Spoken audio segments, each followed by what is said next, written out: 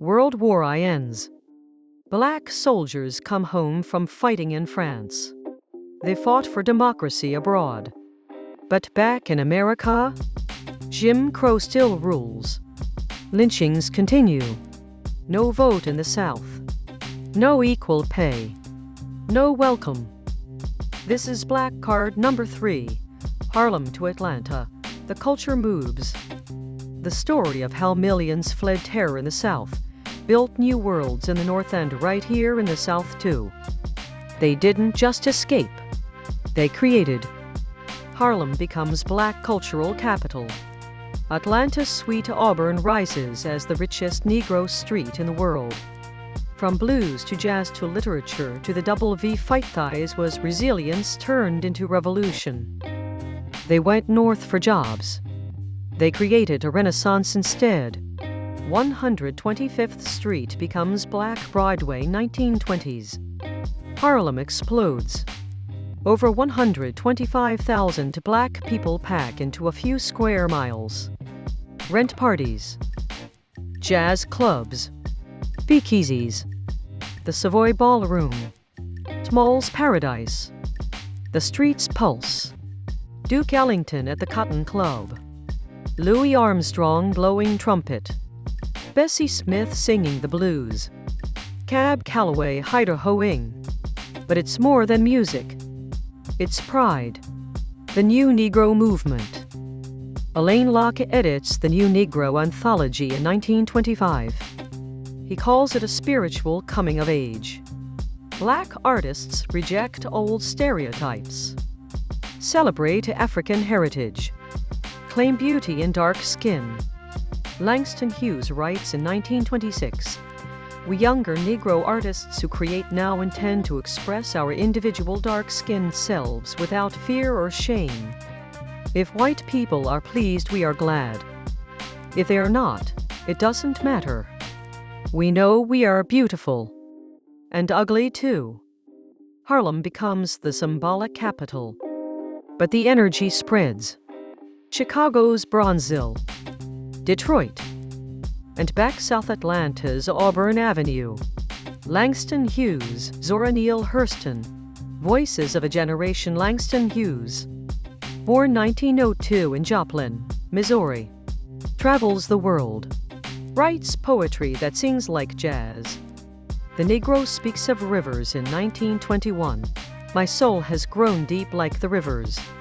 He celebrates everyday Black life. Rent parties. Barber shops. Lovers. Struggles.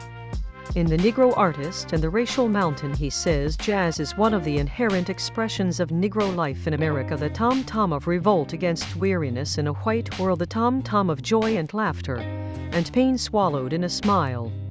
Zora Neale Hurston. Born 1891 in Notasulga, Alabama. Raised in all-Black Eatonville, Florida. Anthropologist.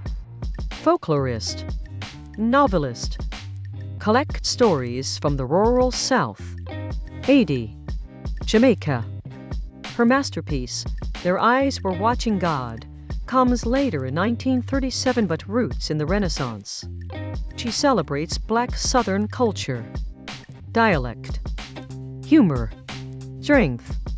No apologies. Hughes and Hurston collaborate. Mulebone play in 1930. They argue. Lit. But both show Black voices deserve center stage.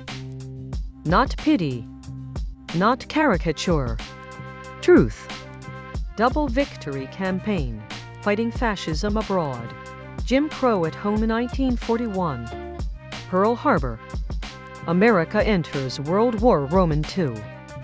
Over 1 million Black Americans serve. Segregated units. Menial jobs at first. Grave diggers. Cooks. Stevedores. But they fight. Tuskegee Airmen. 92nd Infantry Division. D-Day. Battle of the Bulge. The Pittsburgh Courier launches the Double V campaign in 1942. James G.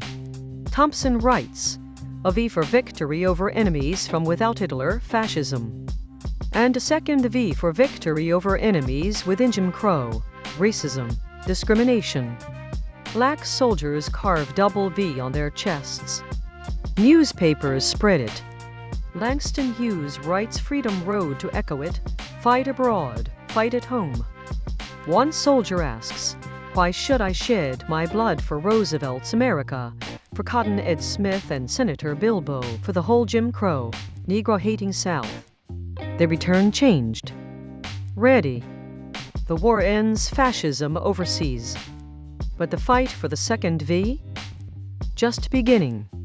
Atlanta University, the Black Ivy League down south, Atlanta holds strong.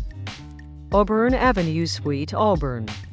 By the 1920s and 30s, black-owned banks, insurance companies.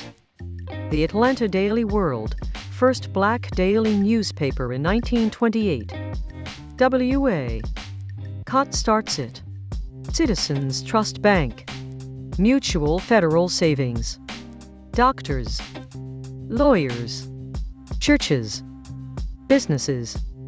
The richest Negro street in the world, Fortune magazine calls it later. Atlanta University. Morehouse College. Bellin College. Clark. The Atlanta University Center. Black intellectuals gather. W.E.B. Du Bois teaches here earlier. But the spirit continues. Sweet Auburn becomes a southern hub. Entrepreneurship. Generational wealth. Activism. While Harlem shines bright, Atlanta proves black excellence thrives even under segregation. Closing they fled lynchings and black codes. Built Harlem's jazz age. Atlanta's business empire. Wrote poems that still echo.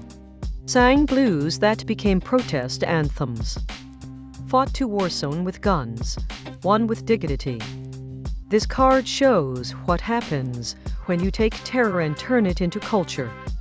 When you migrate not just for survival, but for creation. The Great Migration didn't end oppression. It planted seeds. Harlem Renaissance. Sweet Auburn. Double B. All leading to what comes next. This is Black Card number 3. Harlem to Atlanta, the culture moves. What card hits hardest? Drop your thoughts below.